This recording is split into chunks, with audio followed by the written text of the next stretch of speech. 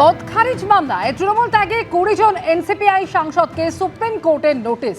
অভিষেক বন্দ্যোপাধ্যায়ের অভিযোগ নিয়ে 7 দিনের মধ্যে জবাব চাইল লোকসভার সচিবালয়। বিধানসভা ভোটে তৃণমূলের ভরাডুবির পর তৃণমূলের প্রতীকে জিতে আসা এই সাংসদরা এনসিপিআইতে মিশে গিয়েছেন। ওই 20 জন সাংসদের পদ খারিজের দাবিতে প্রথমে লোকসভার স্পিকারের কাছে আর্জি জানান অভিষেক বন্দ্যোপাধ্যায়। কালীঘাট তৃণমূলের দাবি, এক্ষেত্রে 3 মাসের মধ্যে স্পিকারকে সিদ্ধান্ত নিতে হতো। অভিযোগ, সেই সিদ্ধান্ত নিতে দেরি হওয়ায় সুপ্রিম কোর্টের দ্বারস্থ হন অভিষেক বন্দ্যোপাধ্যায়। গতকাল 20 জন এনসিপিআই সাংসদকে নোটিশ জারি করে বক্তব্য জানতে চেয়েছে সুপ্রিম কোর্ট।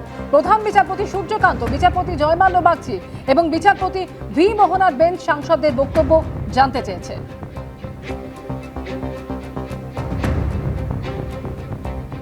এত ইলিগ্যালিটিস আছে যে সুপ্রিম কোর্টও বুঝে গেছে যে এতে কি হচ্ছে, কারণ সুপ্রিম কোর্ট তো এর আগে ওই সিন্ধের কেসটা শুনছে না, তারপরে এলো টিএমসির কেস। তো ভারতবর্ষের গোটা পার্লামেন্টারি ডেমোক্রেসিটাকে নষ্ট করে দিতে চাইছে রুলিং পার্টি। তো এবার বুঝবে সব। নোটিশ তো ইস্যু হলো, উত্তর তো দিতে হবে, স্পিকারকেও তো ডিসাইড করতে হবে। স্পিকারও ডিসাইড করেনি, বরঞ্চ ওদের সিট আগে অ্যালটমেন্ট করে দিয়েছে, আমাদের সিট পিছনে রয়েছে। আমরা এই রায়কে মান্যতা দিয়ে ওনারা যে কাগজগুলো চাইছেন এগুলো আমরা ওনাদেরকে যথাসময় পৌঁছে দেব। আমি তো বলতে পারি যে চাঁদে এখনই খুব বৃষ্টি হচ্ছে, সেই কথাটা সত্যি কি মিথ্যা এটা তো দেখতে হবে।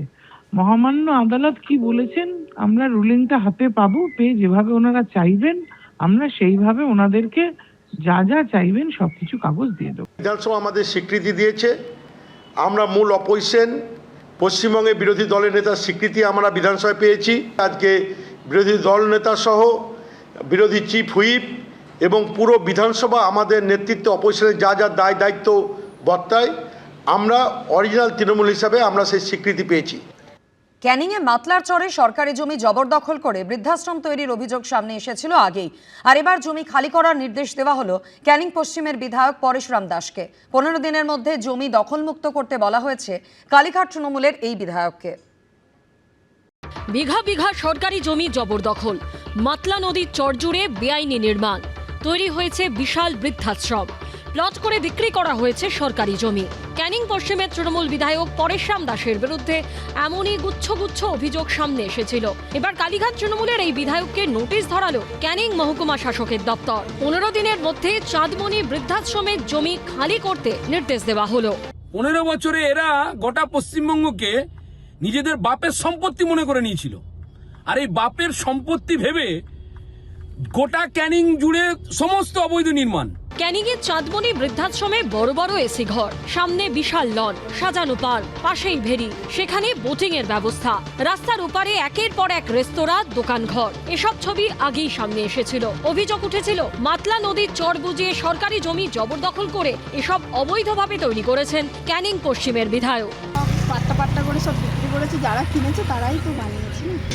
সব নদী অপরিচিত লোকজন, সমাজবিরোধী লোকজনের এখানে আড্ডা, এবং শুনছি যে এই বৃদ্ধাশ্রমের অ্যাকাউন্টে বিভিন্ন ধরনের ডোনেশন আসে। সরকারি জমি জবরদখলের অভিযোগে এর আগে এসডি অফিসে তলব করা হয় কালীঘাট তৃণমূলের বিধায়ক পরেশরাম দাসকে। এবার 15 দিনের মধ্যে ওই জমি খালি করতে নির্দেশ দেওয়া হলো। মাতলা নদীর যত চর সেটা অবৈধভাবে বিক্রি করেছে। স্থানীয় যারা বাসিন্দা আছে তাদের অভিযোগ আছে যে এই বৃদ্ধাশ্রমের আড়ালে, এই অবৈধ বৃদ্ধাশ্রমের আড়ালে প্রচুর অবৈধ কাজ কারবার চলতো।